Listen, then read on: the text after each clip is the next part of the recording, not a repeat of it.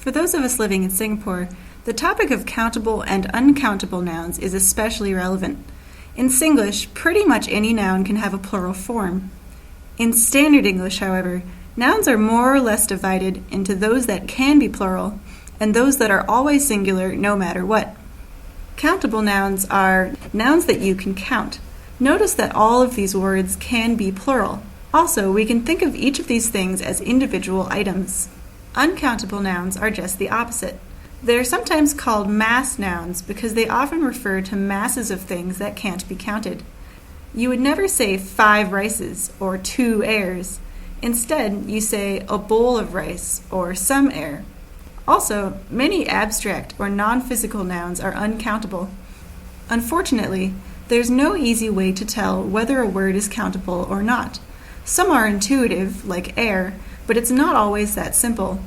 Plus, there are plenty of words that can be either countable or uncountable, depending on which meaning you're using. For example, the word hair has 2 definitions. One refers to one individual strand of hair, and this definition is countable. But we can also use hair to refer to all of the hair on one's head, or just hair in general. This is the uncountable definition. An interesting property of words that can be either countable or uncountable is that the countable definition often refers to different types or categories of something. This property isn't true of hair, but it is true of gas. We can talk about how much gas there is in a room or a balloon, but we can also talk about the 6 noble gases, which are different types or categories of gas. Or think about the word sin. We can talk about sin in general, as in, there is too much sin in the world, but we can also refer to specific types of sin, as in the 7 deadly sins. Many people struggle to use these 2 types of nouns correctly. The rules here are very straightforward, but you'll need to spend some time revising them. Countable nouns can be plural, but uncountable nouns are always singular. You can put a or an, and words like every, each, and either in front of a countable noun, but never an uncountable one. We use the words many and few or fewer to refer to countable nouns, but the words much and less to refer to uncountable ones. These rules are easier to remember if you think about what it means to be countable or not. Countable things are individual, distinct, separate. Uncountable things are a mass or an amount. That's why we say the number of oceans, but the amount of water in each ocean. Singaporeans have to be especially careful because, as I said before, Singlish tends to assume that all nouns are countable. The following words are always uncountable in Standard English.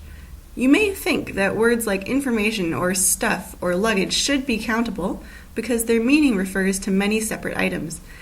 In fact, though, they're uncountable, so be careful when you use them in formal situations. Let's try a couple sample exercises. This sentence is ungrammatical. Please do not bring too many luggages on the plane.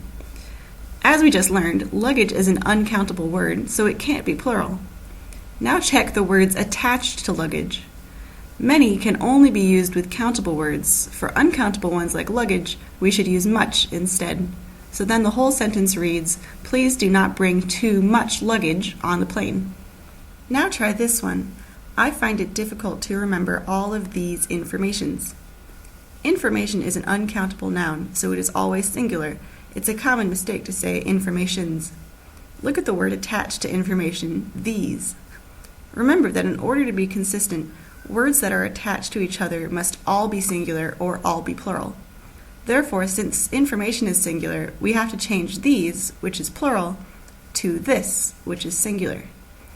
To summarize, all nouns in Standard English are either countable or uncountable, and these 2 categories have separate rules about how they're used in sentences. The most important rule to remember is that countable nouns can be plural, but uncountable ones are always singular. We also attach different words to each type of noun.